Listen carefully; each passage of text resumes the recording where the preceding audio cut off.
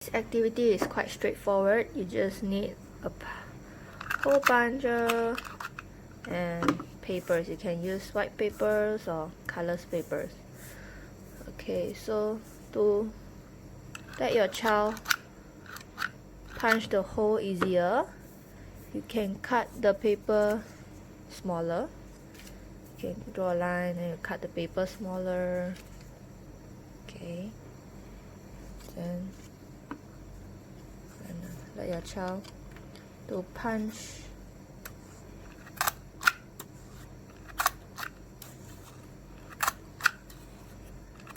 how many that they want.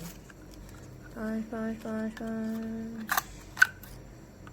Okay, and you can let Elias to count how many holes.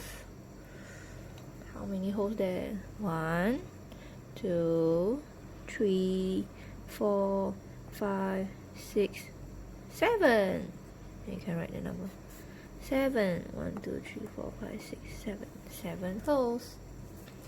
Okay, if you want him to count more numbers, you can let him to punch more. Yep.